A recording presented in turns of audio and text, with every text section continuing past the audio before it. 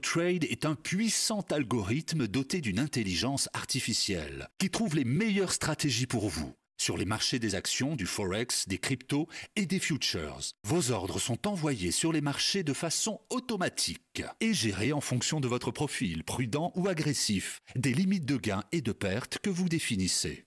Fini le stress du trading manuel. Les résultats de Genius Auto Trade sont fabuleux.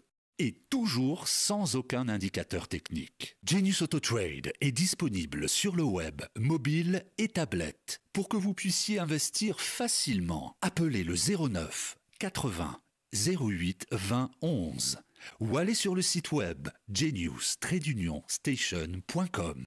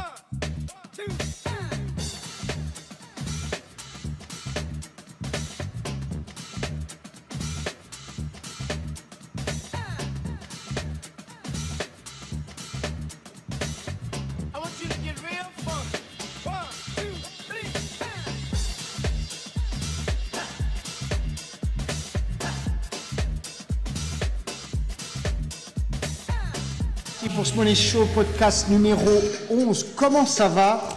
Comment ça va ce soir?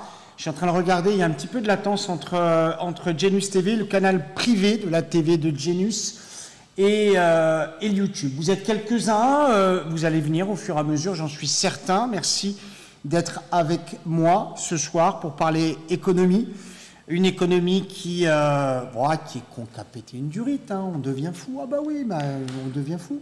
Alors moi je voulais faire cette émission parce que je voulais qu'on se détende et qu'on ne se prenne pas au sérieux, parce que vous savez que dans les soirées autorisées de l'ambassadeur avec du Ferrero Rocher d'Or, quand on dit qu'on est économiste, on passe pour quelqu'un d'intelligent. On est d'accord ou pas? Quand tu dis que tu es trader, tu passes pour un mec qui est un peu camé, qui roule en belle bagnole et qui a plein de gonzesses. À moins que tu sois une nana, dans ce cas-là, c'est le sens inverse. Mais aujourd'hui, j'ai envie de te dire, soyons fous. Hein, on peut y aller, vas-y, dis n'importe quoi, tu verras, ça passe. On va en parler et j'aimerais vraiment que vous puissiez,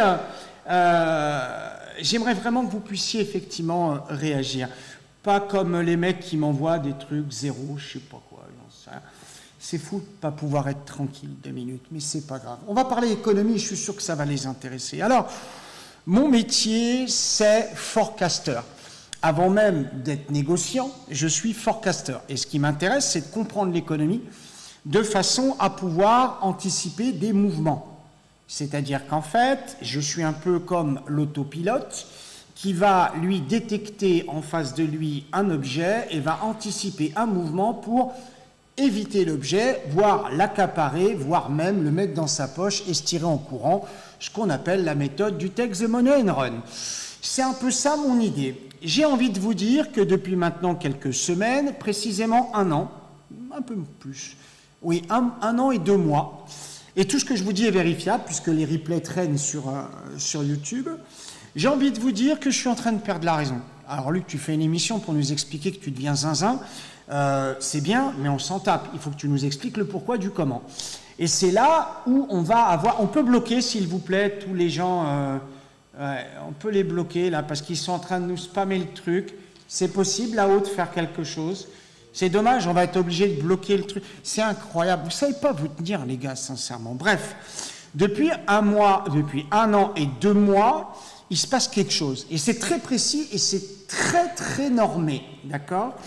On sait exactement dater à partir de quand on a pété un câble sur les marchés. Alors, cette émission n'est pas faite pour passer pour quelqu'un d'intelligent et vous en mettre plein la vue, elle est faite pour que vous puissiez réfléchir sur des sujets importants et que vous puissiez m'apporter votre contribution et l'apporter bien sûr à tout le monde. C'est une émission libre antenne, d'ailleurs il y a des relous qui passent, mais c'est comme ça. Virez-moi, c'est Mohamed Bell, Archouma, tous ces gens. Ah, c'est des bots, je sais que c'est des bots, mais on en a un peu ras-le-bol aussi de cette partie informatique un peu gênante. Continuons. Nous sommes dans une période post-Covid. On se remémore, en août effectivement 2022, il se trouve qu'il y a quelque chose qui se passe sur les marchés. C'est pas normal. Il y a une poussée ardente qui est inexpliquée, elle est liée dans un premier temps au quoi qu'il en coûte, et on se dit que ça ne va pas durer. Il est clair que dans un fonctionnement physique traditionnel, quand tu mets le feu à un ballot de paille, le ballot de paille prend feu. Et là, on est en train d'arriver avec des chalumeaux et des bâtons de dynamite et de TNT, et le ballot ne prend pas feu. Donc je vais vous expliquer les composantes de ma réflexion et pourquoi j'en arrive effectivement sur le stade où on arrive à cette incompréhension.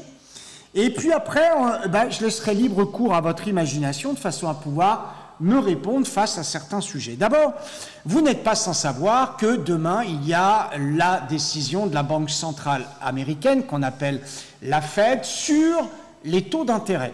C'est ce qu'on appelle le FOMC. C'est une réunion pendant laquelle le directeur général des affaires communes de la porte à droite du 5e étage, qui s'appelle Jérôme Powell, va annoncer rien.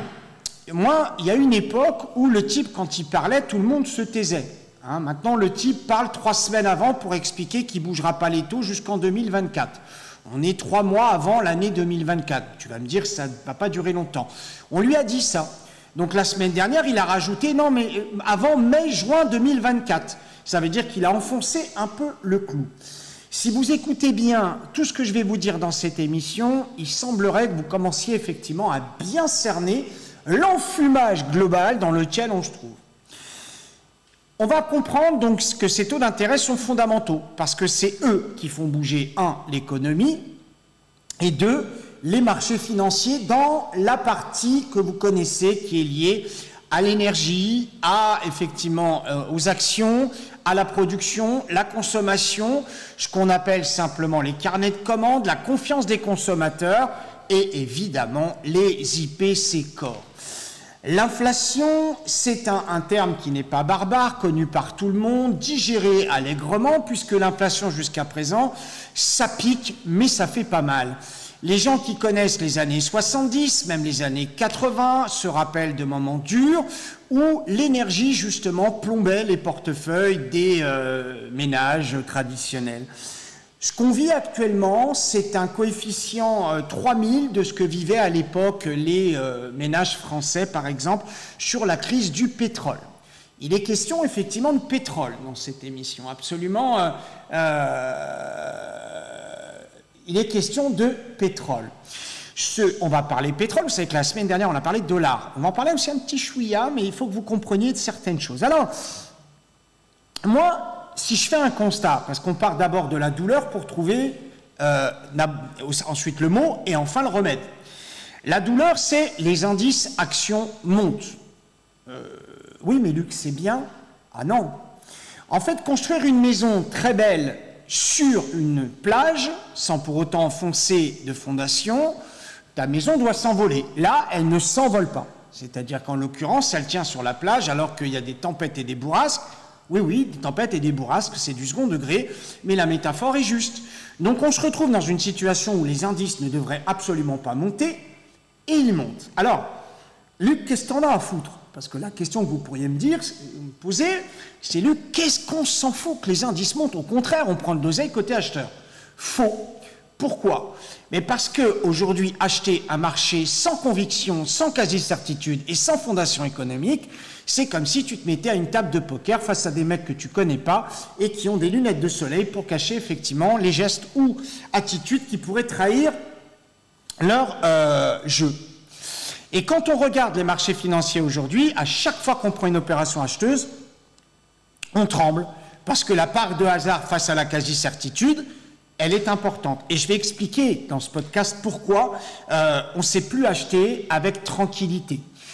Il y a des moments où on achète avec facilité, comme par exemple une Société Générale qui perd 11%, on peut se dire qu'il suffit de patienter un peu et on récupérera au moins 50% de cet excès. Tout ça, c'est expliqué dans le livre bleu disponible sur Amazon.fr ou Amazon US en anglais, ou même sur The Genius Store ou au 09 80 08 20 11. J'imagine que Charlotte va nous envoyer un lien et un petit bon pour les gens qui voudraient acheter avec un code promo pendant l'émission. Ce que je voulais vous dire, c'est qu'aujourd'hui, acheter, dans le cadre effectivement d'une récupération d'excès, c'était encore possible. Je parle au passé. Pourquoi? Parce qu'aujourd'hui, tout ce qui remonte est suspicieux. Tout ce qui remonte est suspicieux. Alors, pour parler extrêmement précis, cette inflation qui est destructrice ne va que s'amplifier. Elle ne peut pas régresser. C'est pas moi qui le dis, c'est le patron effectivement d'ExxonMobil. On va en parler, vous allez voir, vous allez vite comprendre tout ce qui se dit. Il faut savoir que l'inflation, c'est un mal qui nuit et qui ronge toute l'économie. C'est un mal existant, c'est un mal qu'on connaît et on a le remède quand on prend le mal assez tôt. Mais aujourd'hui, c'est un cancer et qui a traîné dans votre corps des métastases sur tous vos organes. Vous ne le savez peut-être pas encore, mais vous le vivez quand même et vous le voyez au jour le jour. Mais vous vous en contentez. Parce que vous aviez des économies, parce que vous avez des soutiens du gouvernement, parce que vous vous contentez d'une situation qui se dégrade pour vous et votre vie, mais pour autant vous continuez à apprécier l'économie. Ben moi, cette économie, j'y comprends plus rien. Et je me demande, dans les cycles supérieurs économiques, comme il y a à la Dauphine ou à la Sorbonne ou même ailleurs, ce qu'ils peuvent apprendre. Et à mon avis, ils n'apprennent pas grand-chose. C'est pas qu'ils sont mauvais, c'est pas que les écoles sont mauvaises, c'est que ces écoles sont forcément dirigées, certains veulent absolument que les étudiants puissent coller à leur réalité et pas forcément à la réalité du marché, ce qui veut dire qu'aujourd'hui, la règle d'or, c'est encourage tout le monde à acheter les marchés. Voilà où on en est rendu. Quand je vous parle de ça, je vous parle de l'économie mondiale, mais il commence à y avoir des secteurs géographiques qui commencent à se séparer de cette idéologie. Et ces secteurs géographiques, en Europe en particulier, plus vers l'Est que vers l'Ouest, sont contraints aujourd'hui de se dissocier d'une idée malvenue qui viendrait à dire « on s'en fout, on fonce ». Alors qu'est-ce que c'est que cette image de « on s'en fout, on fonce » ? Cette image de « on s'en fout, on fonce », c'est de ne pas trouver de remède à cette inflation.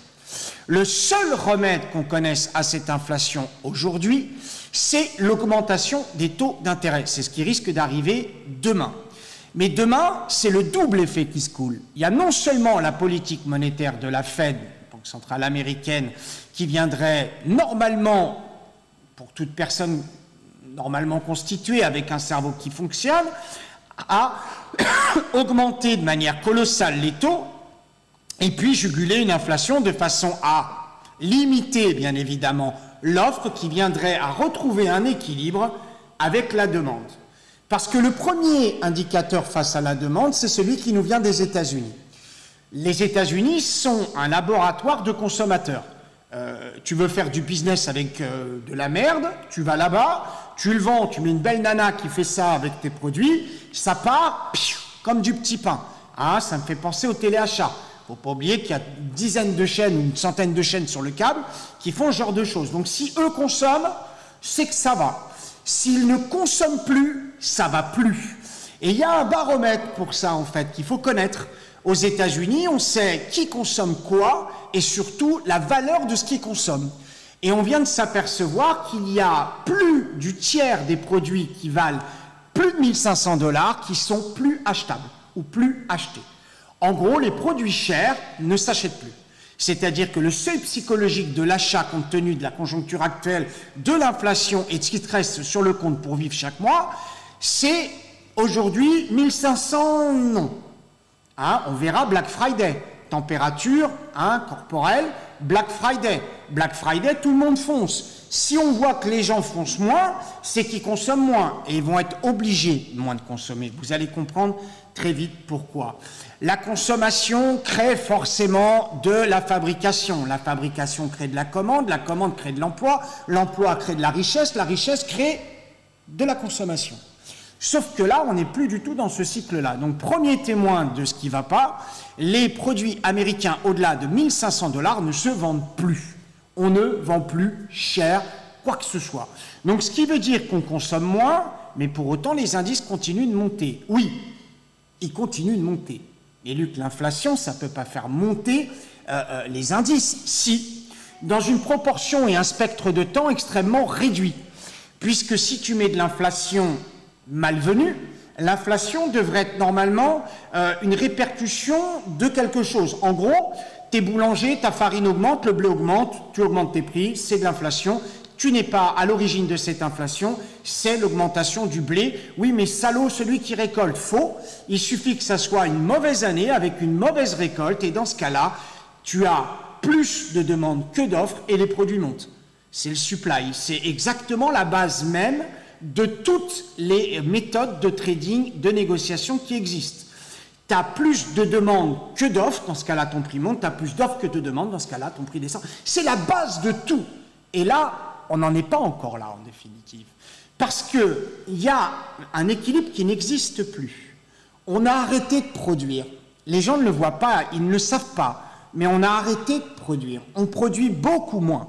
Parce que les industriels se sont aperçus qu'ils pouvaient limiter les coûts de production en limitant la production et en augmentant les prix du produit fini. C'est-à-dire qu'en fait, en mettant un facial très élevé sur le produit que tu trouves dans tes rayons, ils augmentaient leur marge bénéficiaire tout en limitant leur partie effectivement de coûts de production, de coûts salariaux, de coûts patronaux, ils limitaient tout ça. Donc, on a eu une ère pendant laquelle on pensait que les emplois allaient être remplacés par les robots. Aujourd'hui, les emplois sont remplacés par l'inflation. Voilà exactement où on en est rendu. C'est le deuxième signal qui me fait dire qu'on risque effectivement, au moment où nous sommes, de devenir fou. Parce que clairement, on ne peut pas vivre sans consommer. C'est impossible. Du pain, de l'eau, du vin, du boursin, ce que tu veux, peu importe. L'alimentaire, c'est le vital. Ensuite, on consomme, bien sûr, du médical. Et il faut bien soigner, c'est évident. Ensuite, bien sûr, le textile, c'est des choses fondamentales. Mais aujourd'hui, on s'aperçoit que compte tenu de l'inflation, on va chercher beaucoup moins à consommer et ça ne va pas dans le système, effectivement, américain qui est lié uniquement à la consommation. Donc, les marchés montent pour le moment grâce aux marges bénéficiaires réalisées, sauf que les marchés financiers ne tiennent pas compte de ce qui a été réalisé. Ils tiennent compte de ce qui va arriver. C'est-à-dire qu'ils tiennent compte simplement de l'histoire que leur raconte le dirigeant en expliquant qu'ils vont gagner plus de thunes les actionnaires. Pourquoi? Parce que les marges bénéficiaires vont augmenter. Sauf que là, c'est plus possible.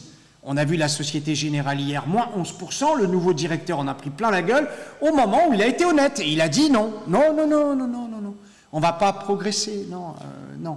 Ouais, mais quand même, dis-leur, non, je peux pas. Parce qu'on a vu des postes qu'on sautait, Crédit Suisse et d'autres qui sont enflammés.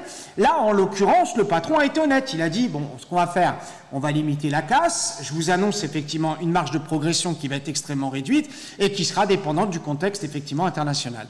Et il a été honnête, parce que dans son calcul intéressant, une banque gagne de l'argent parce qu'elle est effectivement prêteuse. Elle prête de façon à ce que les gens puissent emprunter et ça fait tourner l'économie parce que ceux qui empruntent achètent de l'immobilier ou ce que tu veux, peu importe. Et là, les banques sont dans la merde, il faut le savoir. D'abord, toute la partie, écoutez bien, parce que tout ce que je vous dis est vérifiable, toute la partie trading, ça les fait chier. Parce qu'il y a de moins en moins d'opérations. Il y a de moins en moins d'investisseurs qui veulent intervenir sur les marchés. Vous ne le saviez pas, je vous le dis. Il y a plusieurs banques qui sont en train de fermer ou de vendre toute l'activité de trading au sein même de leur propre établissement. Le trading pour une banque, ça les fait chier. Voilà, c'est clair. D'abord parce que la banque est monoside, la plupart du temps, ils savent qu'acheter, ils ne savent pas vendre à découvert, et quand ils font des opérations, ils s'arrangent de façon à ce que ce qu'on appelle simplement le slippage soit asymétrique pour leur gueule. En gros, si moi j'appelle, et si jamais je veux par exemple acheter $1 million en euros, on va me dire, attends, mais je vais dire, t'es fou quoi, je le veux maintenant, c'est là que ça m'intéresse. Et on va me prendre une date d'exécution qui sera pas bonne. Donc, le trading, ça les fait chier, les banques. Donc, il faut arrêter de croire que le trading, ça fait gagner les banques. C'est faux. D'abord, les banques d'investissement ou les banques avec des asset managers achètent. Elles ont du mal à vendre, elles achètent. Sauf que le problème aujourd'hui, c'est que quand tu achètes, tu serres les fesses, tu croises les doigts, tu pries et tu te mets à genoux, voire tu fais une roulade. Hein, c'est fondamental. Il y en a qui font un signe de croix à l'envers. Chacun fait comme il peut pour essayer de trouver une gestion du risque qui soit réelle. Aujourd'hui, la gestion du risque, j'attends qui que ce soit, avec la méthode Perlimpinpin, Casimir, Bisounours, ce que tu veux, qui vient ici me montrer qu'une méthode, n'importe laquelle, fonctionne avec une gestion du risque qui soit nette, louable, ou même à peu près louable. Hein, ça n'existe plus, ça n'existe absolument plus. Très bonne réaction de la part de Louis-Alexandre, on va en parler. Ce que je veux dire, c'est que la banque, aujourd'hui, va effectivement proposer uniquement de l'achat. Alors, elle a pour ça un éventail, elle a la partie obligataire et la partie action. C'est la plupart du temps. Alors, il y a aussi toute la partie structurée qu'elles font elles-mêmes à travers des ETF, à travers tout un tas de produits type Varan. La Société Générale émet bien sûr des ETF, des OPCVM. Bref, on n'entend pratiquement pas parler de ces produits-là. Le seul produit ETF dont on entend parler hurler jour après jour, c'est le Bitcoin ETF. Hein, parce qu'apparemment, ils sont tous à vouloir prendre des photos tel un selfie avec le Bitcoin ETF. Qui est une connerie finie, mais ça tu le sais. J'ai pas besoin de te le dire, ça fait des années que je te l'explique et aujourd'hui tu t'es rendu compte. Sauf qu'il y en a qui ont laissé de sacrées plumes. Donc j'en reviens à mon histoire. Pour reprendre ce que vient de dire bien évidemment Louis-Alexandre qui est là-dessus très malin. Les entreprises, en particulier financières, resserrent le spectre. Qu'est-ce que ça veut dire? Ça veut dire qu'en fait, les cours de certaines banques baissent de façon à ce que la banque elle-même se rachète afin souvent d'être moins exposé sur les marchés, donc prendre moins de risques. Excellente réaction encore une fois. C'est ce qu'on a vu il n'y a pas très longtemps avec certaines banques en particulier qui s'achetaient au fur et à mesure. De mémoire, sans dire de conneries, il me semble que c'est la Rothschild. La Rothschild qui resserre en tout cas ses rangs et qui va s'acheter de façon à avoir une exposition au risque beaucoup moins importante. Ça veut dire que quelque part, il y en a certains aussi qui veulent sortir de la cote. Qu'est-ce que c'est que sortir de la cote? Alors je ne dis pas que les banques veulent sortir de la cote puisqu'elles sont assujetties à tout un tas de réglementations, mais certaines sociétés pourraient voir se barrer de la cote, hein, comme l'a fait d'ailleurs Twitter en son temps ou comme l'a fait d'autres sociétés en leur temps. Ils se barrent, ils rachètent le volume d'actions présent sur le marché, ils se barrent et ils ne sont pas comme ça avec le remous des marchés financiers. Parce qu'aujourd'hui, tu te chies dessus. Hein. Non, ce n'est pas une marque chinoise. Tu te chies dessus, c'est un dirigeant qui aujourd'hui va regarder le cours de son action tous les matins. Alors, pour mettre un petit peu d'ambiance, hein, il va zoomer un peu, il va surtout pumper, c'est-à-dire qu'il va acheter son produit, son propre stock, son propre action, pour la faire monter un peu et donner de l'entrain à ceux qui, derrière eux, le suivent dans les mouvements de pas de danse, effectivement, qu'on connaît tout le monde.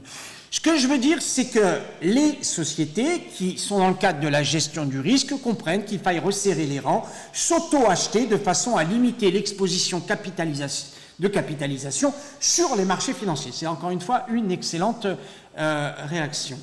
Je réagis pas, je réagirai après à Bill, ça me fait toujours sourire. Il vaut pas 400 livres, il vaut 1500 hein, pour toi. Tu mets un code promo pour Bill, à la place de 400, tu mets 1500 pour Bill. Tu préfères acheter à 9000 balles des PDF, tu fais ce que tu veux, c'est pas grave, je t'aime, et on va courir dans les champs comme dans la petite maison dans la prairie. Donc, il faut comprendre que comme les taux d'intérêt, effectivement, ont un peu augmenté, les banques, pour elles, ça n'a pas assez augmenté, voient leurs revenus plafonnées, voire même régressées, puisque l'activité de trading n'est plus là. Elles sont donc usurières, mais ça je ne te l'apprends pas, tu le savais déjà. Donc elles vendent du crédit. Donc elles vendent du crédit, les banques sont souvent liées à du crédit plutôt moyen-long terme pour des achats structurés comme de l'immobilier ou des choses comme ça. Et à côté de ça, vous avez ce qu'on appelle des crédits revolving, qui elles, ces sociétés sont souvent des succursales de banques planquées, cachées, parce que c'est gerbant, hein. Là, ce pan de l'économie est gerbant. Mais le revolving, qui existe aussi un peu partout dans le monde, permet de prendre la température de la consommation. Tout va mal. Plus du tiers des crédits sont refusés. Absolument tous. Il n'y a pratiquement plus d'autorisation, de crédit, quel que soit le montant, et ainsi de suite. Donc, s'il n'y a plus de crédit, on ne consomme plus. Parce que comme il n'y avait déjà plus de liquidité, ben là, on ne consomme plus. Si on ne consomme plus, il n'y a plus de croissance. S'il n'y a plus de croissance, il n'y a plus d'emploi. S'il n'y a plus d'emploi, il n'y a plus d'entreprise. S'il n'y a plus d'entreprise, il n'y a plus de marché. S'il n'y a plus de marché, c'est la merde. Hein, oui, économiste aux soirées de l'ambassadeur. C'est la merde. Mais en gros, non. Ah non, non, non, non, non. Ça va, toi, Christine, ça va. Et toi, Jérôme, ça va. On continue de monter. Pourquoi? Parce que les entreprises, les constructeurs, les producteurs, les industries en ont rien à battre de ton inflation. Elles s'en foutent que tu consommes ou pas. Elles, ce qu'elles veulent, c'est juguler simplement le prix facial de leurs produits face à l'absence de consommation. Je perds 30% de consommateurs, j'augmente de 45% le prix. Ça vous paraît élevé? Allez regarder la gueule de vos croquettes froliques pour les animaux. Ah, parce que tu es intelligent, hein. Ah bah si tu veux augmenter tes prix, tu ne l'augmentes pas tout de suite sur les médicaments. Médicaments, tu n'as pas besoin d'augmenter tes prix. Hein. Tu mets une petite pandémie. Tiens, en Afrique, regardez en ce moment, il y a eu 11 morts, ils ne connaissent même pas le nom de la maladie. Elle est inconnue. Il y a des centaines de personnes qui ont mal au ventre, qui chient en flotte ou en spray et qui sont sur des lits d'hôpitaux. On ne sait pas ce qu'elles ont. Et il n'y a aucun nom à cette maladie. Regardez, tout ce que je vous dis est vérifiable, hein, je t'assure, hein, ça c'est réel. Ce que je veux dire, c'est que elles appuient sur la partie santé, sur la partie alimentaire et en particulier alimentaire pour les animaux, parce que la plupart du temps, les gens qui ont des animaux sont prêts à crever la dalle, mais les animaux, il faut qu'ils bouffent. Alors, regarde Frolic, hein, tu verras, tout a explosé, c'est assez intéressant. Quand on regarde cette structure et cette sphère économique, on s'intéresse bien sûr aussi à l'immobilier. L'immobilier, tout le monde crie. Pourquoi? Mais parce qu'il n'y a plus de thunes et on ne peut plus emprunter. Donc forcément, les prix de l'immobilier baissent. Si tu es français, tu sais qu'à par exemple à Paris, on était largement au-delà de 10 000 € le mètre carré. On vient de passer en dessous, quel que soit le quartier. Lyon, Bordeaux, Montpellier, tout se casse la gueule. Oui, mais chut, on ne le dit pas. Ah non, on ne le dit pas. On ne dit pas ce genre de choses. Alors, l'immobilier, c'est un bon témoin. La consommation, c'est encore un bon témoin. Oui, mais Luc, dans ce cas-là, on regarde les IPC Core. Ça, c'est de la merde. Hein, grosse merde même. Hein.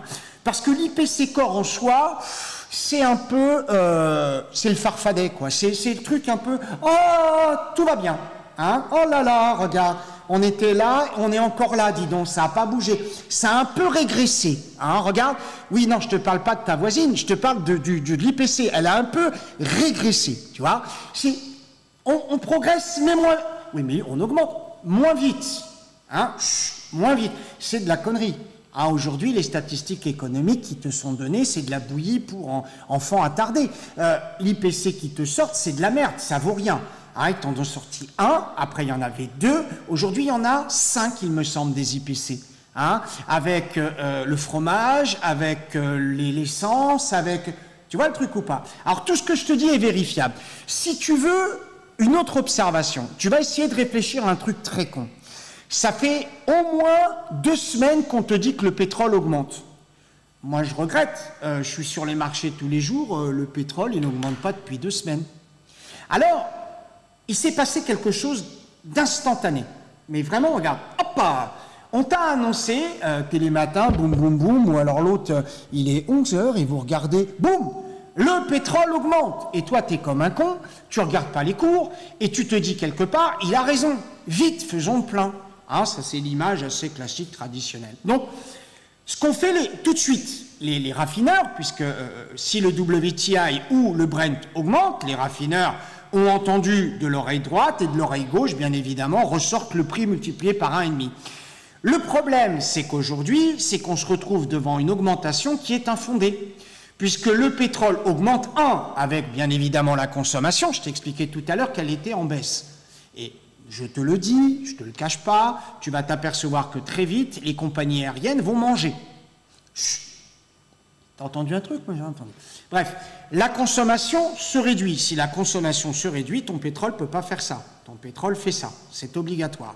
Surtout que le pétrole, tel que nous on schématise, c'est pas un baril, c'est à la pompe. Donc à la pompe, ce qu'ils ont fait, c'est dès que l'autre, boum, boum, boum, le pétrole augmente, fais gaffe, si jamais effectivement tu manges du chewing-gum, récupère-le, mets-le dans le réservoir, ça ira vite. Donc toi, tu te dis, oh putain, ça va augmenter, et à la pompe, ça augmente. L'autre, il est plus rapide que toi. Ah bah tu le vois dans son œil, il est vif, hein, le Total, le Elf, le British Petroleum, il va super vite. Ouah, il te balance un truc, tu ne comprends pas. Votre crédit est épuisé. Attends, j'ai une carte illimitée. Mettez-en 2. Ah putain, on est à combien? 2 € le litre.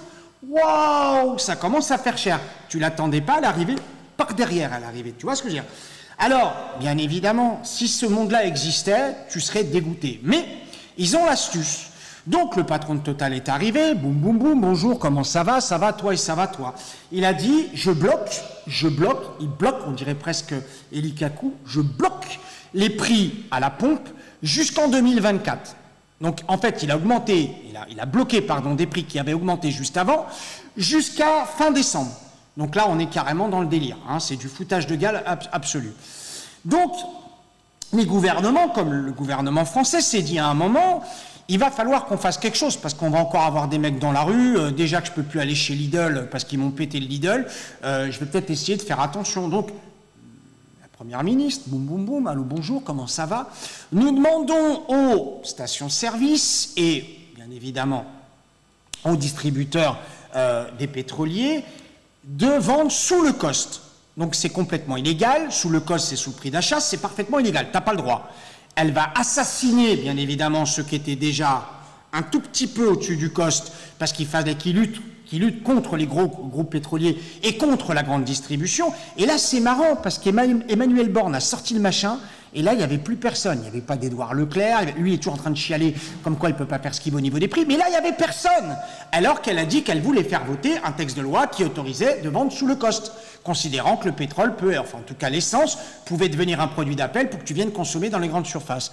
Mais toi, tu n'as rien entendu, et tu ne le vis pas à la pompe. Moi, j'ai été faire le plein ce matin, j'ai demandé un crédit sur 25 ans. On m'a dit, je te le refuse. J'ai dit, ok, laisse tomber, je roulerai en roller. Je peux rien faire d'autre. C'est une fortune. Mais tu le vois pas, parce que tu le digères. Rappelle-toi que tu as été chercher quand le prix du pétrole était à 3 $. Le litre, tu as été le chercher quand même. Tu vois ce que je veux dire?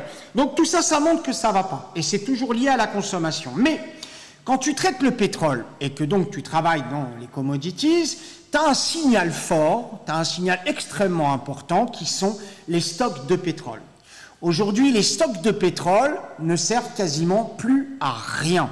Pourquoi? On ne consomme pas, Luc. Qu'est-ce qu'on en a à foutre des stocks de pétrole? Ils les ont baissés tant qu'ils peuvent, le marché a effectivement augmenté, ils continuent de les baisser, le marché n'explose pas comme il le faisait il y a 2 ou 3 ans. Pourquoi? Mais parce que, d'abord, il faut prendre conscience qu'on est sur une transition énergétique. Oh, Luc, on dirait le mec de TF1. Non! On est sur une transition énergétique, mais qui n'est pas encore complètement absorbée. Parce que si dans les vases communicants, le pétrole régresse, tu devrais avoir une augmentation de tout ce qui est propre à l'énergie. Bon, c'est vrai que l'État français, déjà, se l'est bien mis dans la poche. Hein, ils t'ont racheté à peu près tout ce qui ressemblait à EDF.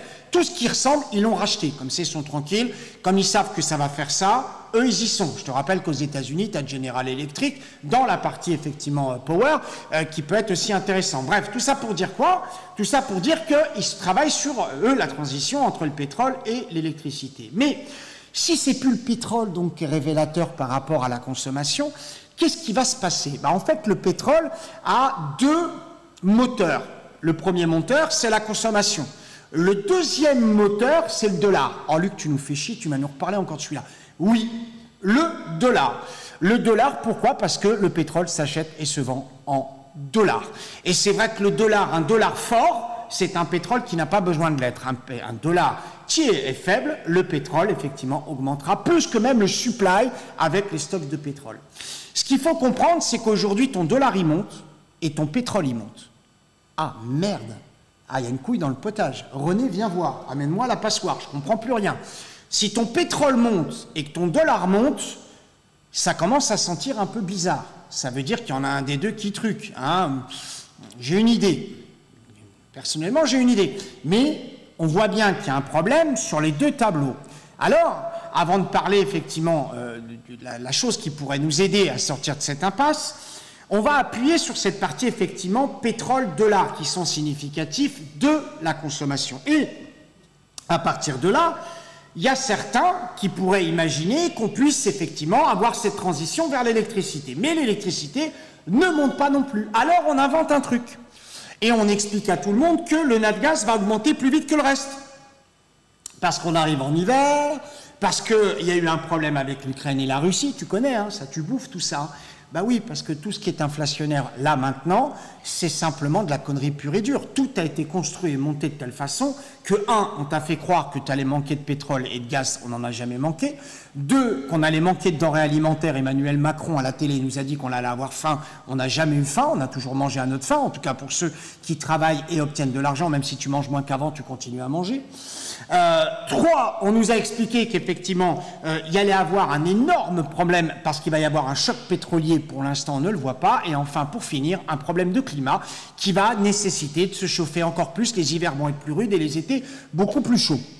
Et on appuie, et on appuie, et on appuie, et on appuie, mais alors, comme on peut, de façon à te faire gober le truc. Alors, dans l'énoncé, effectivement, de tous ces problèmes, on peut se poser la question de ce que devient l'euro. Première chose, ben, l'euro, il fait ce qu'il peut. Hein, il fait ce qu'il peut, il essaye de tenir, mais il est dépendant. Hein, l'euro, il est dépendant. Ah bah d'autres aussi, c'est vrai. Mais l'euro est ultra dépendant. Hein.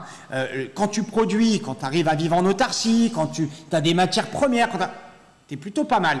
À ce sujet, j'ai entendu qu'une entreprise française allait rouvrir certaines usines, usines de mines, pardon, en matières précieuses qui sont nécessaires dans le cadre du développement de la technologie. Et ça, c'est intéressant parce que ça pourrait redonner à la France une certaine superbe sur l'absence de dépendance, tu vois. Les autres viendraient nous réclamer. Hein, ça serait plutôt pas mal, plutôt que nous, on aille leur réclamer en permanence. Donc, on se retrouve aujourd'hui avec une monnaie euro qui risque effectivement d'abord de faillir. Pourquoi? Parce qu'il va y avoir forcément des dissidences au sein de l'euro. Et c'est obligatoire au sein de l'Europe. Obligatoire. Il y a les pays qui vivent du tourisme, des services. Et il y a des pays qui vivent d'industrie. Je prends l'Allemagne, pour exemple. L'Allemagne en a ras le cul de voir remonter des taux de manière extrêmement réduite. Elle voudrait, une fois pour toutes, de mettre une bonne baffe dans la gueule effectivement au taux, hein, qu'on passe effectivement d'un 4,5, 5 à 8. Ben, qu'est-ce que tu veux faire? On passe à 8. Alors Luc, quand même, t'es fou, 8. L'inflation, d'accord, elle va être jugulée, mais 8, on ne pourra plus consommer. Faux. On consommera différemment et reviendront sur place des prix qui seront raisonnables puisqu'il y aura moins de consommation, donc moins de demande, il y aura forcément une offre qui va s'adapter et l'équilibre va revenir petit à petit. Sauf que là, dans la situation actuelle, on se retrouve maintenant dans une inflation dans laquelle il est même grossier de donner le chiffre, le nombre à deux chiffres de l'évolution de l'inflation et qu'au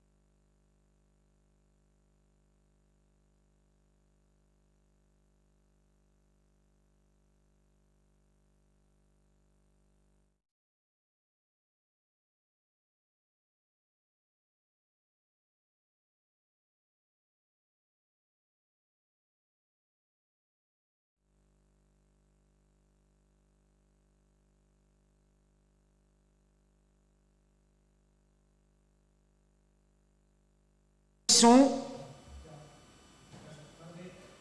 Est-ce que c'est bon?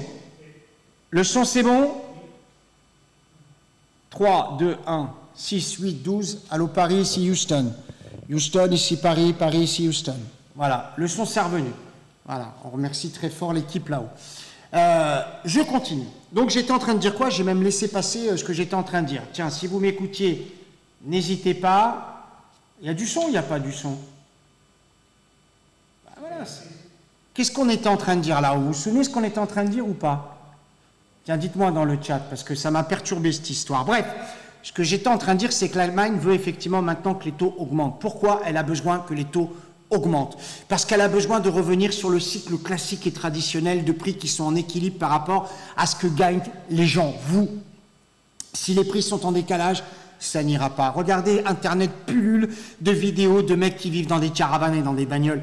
Alors, c'est pas être altruiste ou même penser à l'humanité, c'est une logique. Putain, arrêtez de croire que de consommer tel qu'on consomme permettra de sortir effectivement du problème. C'est faux, c'est irrationnel. Et plus on monte les prix, et plus effectivement on va se retrouver dans la merde. Ah oui, voilà là où j'en étais, parce que c'est fondamental. Écoutez bien, 3, 4, 5, 6, c'est reparti. Écoutez bien. Luc, qu'est-ce que t'en as à foutre que les prix augmentent? Ben moi, je suis gêné. Je suis extrêmement gêné que les prix augmentent. Oui, c'est quand même normal parce que tu achètes plus cher. Non, c'est parce que j'achète plus. Je peux plus acheter. Je parle des marchés financiers, je ne parle pas de Auchan, El Campo, Carrefour. Je m'en fous, moi, de ça, c'est pas le problème.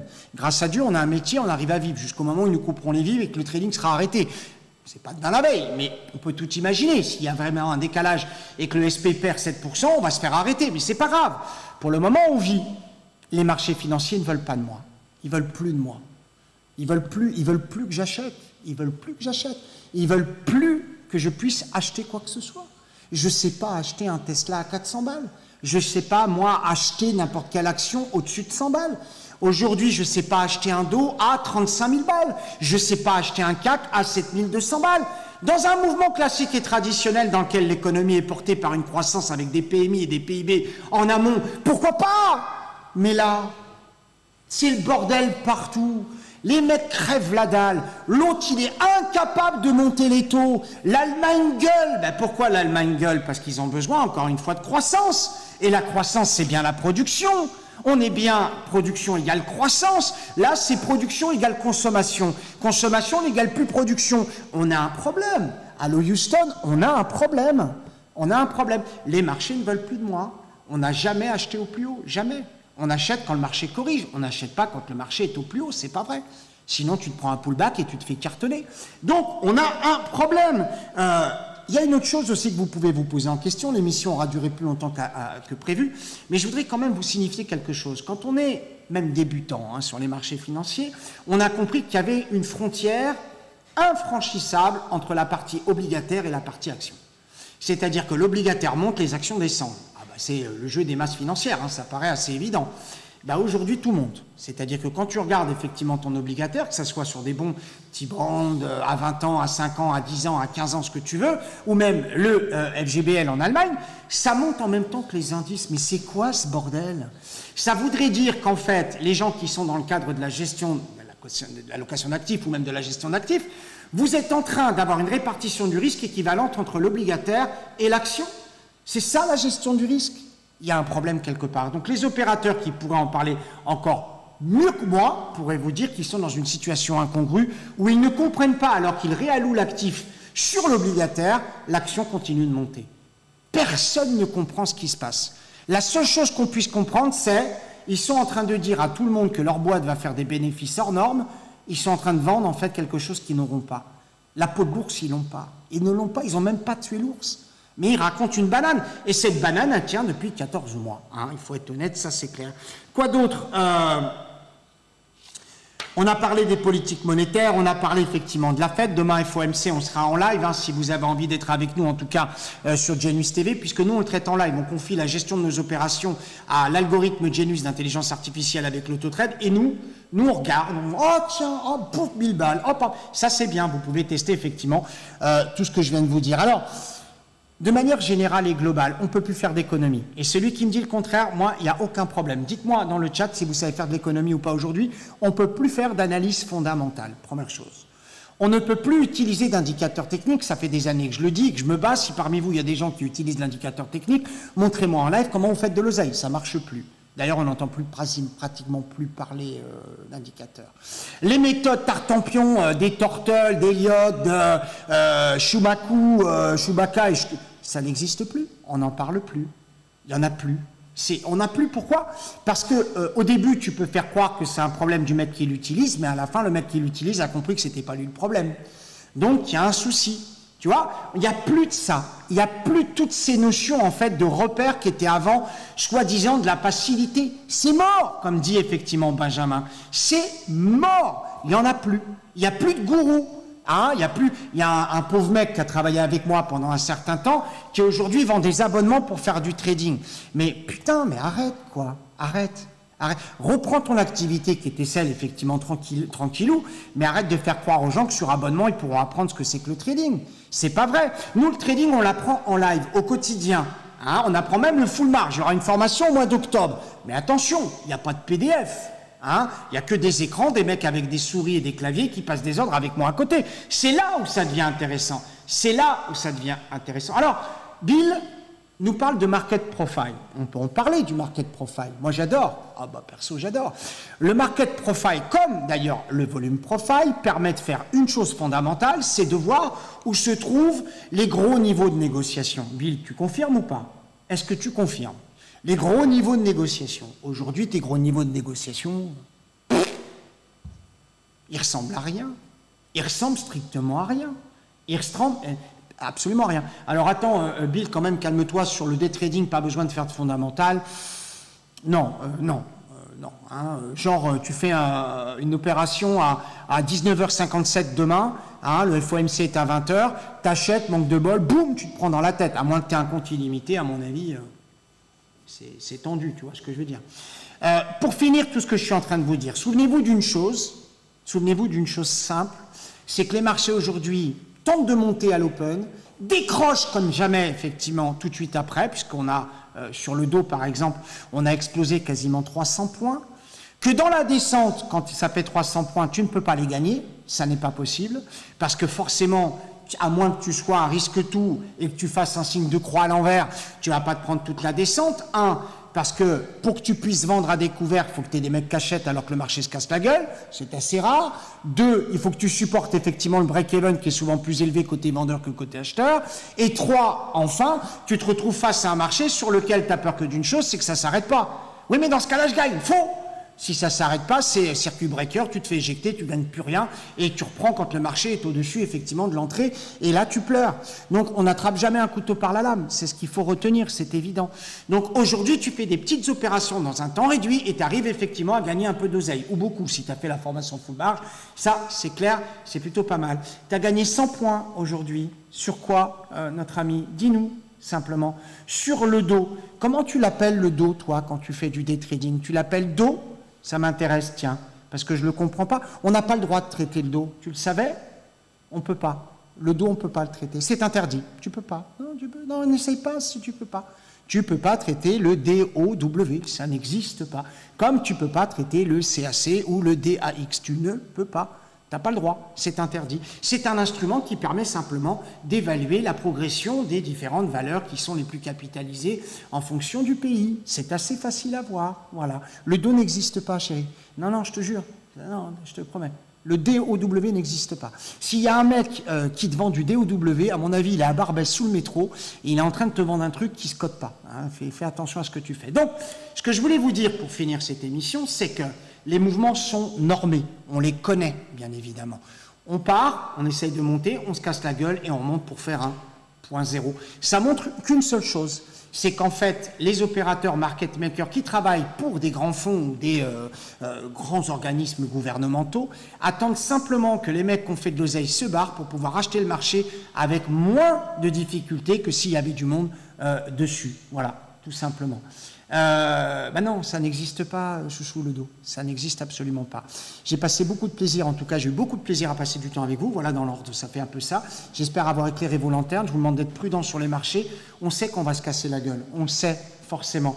Est-ce qu'on peut voir ce qu'a fait Genius aujourd'hui, s'il te plaît, là-haut, notre ami Paul? Est-ce qu'on peut voir ce qu'a fait Genius aujourd'hui? On peut voir ou pas? Non, tu regarderas. Et puis enfin... et ça sera mon dernier message. Hein. C'est dans les vieilles soupières qu'on fait la meilleure soupe. Si tu as fait 100 points, en tout cas, c'est extrêmement bien. Oui, on utilise beaucoup, Stéphane, le carnet d'ordre, absolument. Mais les gros niveaux ne sont jamais respectés, on s'en fout, ils sont là pour effectivement stimuler. Ce qu'il faut absolument comprendre par rapport à ça, c'est que c'est dans les vieux pots qu'on fait la meilleure soupe. Aujourd'hui, il suffit de regarder effectivement le dos et tu avais au moins 2 éléments de conjonction pour donner la descente. Alors ça prend du temps, il faut être patient. Parce que pour certains puissent gagner, il faut que d'autres effectivement perdent. Et ça, c'est obligatoire, absolument. 1389 balles aujourd'hui, en live, hein, bien évidemment, en temps réel et en live, hein, bien évidemment, on voit tout ça. Je vais remonter rapidement sur... tiens, François qui nous dit, que penses-tu des ordres cachés? Tu parles de quoi? Du spoofing? De l'iceberg? Tu parles de quoi, François? Je pense que si tous les ordres étaient montés... si tous les ordres étaient montrés, je pense qu'il y aurait effectivement une énorme panique, hein, instantanée. Qu'est-ce qu'il a, Jonathan? Qu'est-ce qu'il a? C'est mon docteur, en fait. Jonathan, il est venu pour prendre ma température. Olivier qui nous dit, T-Bond et T-Note baissent depuis avril 2020, alors que les indices US montaient depuis Q3 2022. Tu prends des repères trop lointains, à mon avis. Regarde les progressions, c'est pas tout à fait ça quand même. On voit les obligataires qui ont tendance effectivement à monter, hein, ça c'est évident. Vous me direz dans le chat en tout cas si vous avez aimé l'émission ou pas. Qu'est-ce qu'on a d'autre? Pas d'indicateur technique, bon, c'est bien, au moins vous avez mis au rencard toutes les plateformes soi-disant d'analyse technique et ainsi de suite. C'est absolument énorme. Euro-dos, avec l'inflation, c'est la double peine, c'est pas faux. Qu'est-ce qu'on a d'autre? A priori, ça va. Vous avez été très, très virulent, en tout cas, quand le son s'est coupé. Je vous prie de m'en excuser, c'est certain. C'était un petit problème de batterie. Voilà, on a terminé l'émission. Tout est trop au luc en ce moment. Il faudrait shorter le CAC 40, je pense. Le problème, François, c'est que pour le shorter, eh bien évidemment, il faut avoir des signaux vendeurs qui se confirment. Les signaux vendeurs sont là, mais ils ne se confirment pas. Tu veux voir les signaux vendeurs? Je te montre effectivement le dos. Tous les mecs qui sont abonnés à Genius Station peuvent le dire. On avait vu la baisse du dos maintenant depuis environ 3 à 4 jours. On peut voir le contrat Z du dos, s'il vous plaît, à l'écran. Est-ce qu'on peut voir le contrat Z? On ne parle pas de CFD, hein, putain. Arrêtez avec vos CFD, sincèrement. Regardez mon écran. Même full, c'est pas grave. Voilà, très bien. Regardez mon écran et observez simplement l'écran sur lequel il y avait une magnifique ETE, splendide ETE. Et bien évidemment, juste derrière, vous aviez encore une fois là le deuxième effet qui se coule, qui est ici le gap de rollover entre le U et le Z. Ce sont 2 contrats effectivement qu'on roulait. Et on a encore un petit peu de descente puisque j'annonçais tout à l'heure à 15h le retour vers le 600 et on a plugué le 620. Voilà, tout simplement. Tout ce que je vous ai expliqué ce soir, vous le trouvez dans le livre vert, le livre bleu, le livre mauve, avec une magnifique, en tout cas, réduction, bien évidemment. Si tu veux venir à Barcelone, Seb, viens quand tu veux. Tout le monde peut être invité à passer un petit peu de temps avec moi et vérifier en réel que tout ce que je vous dis à la télé se vérifie en live. Merci à tous. Vous connaissez la chanson.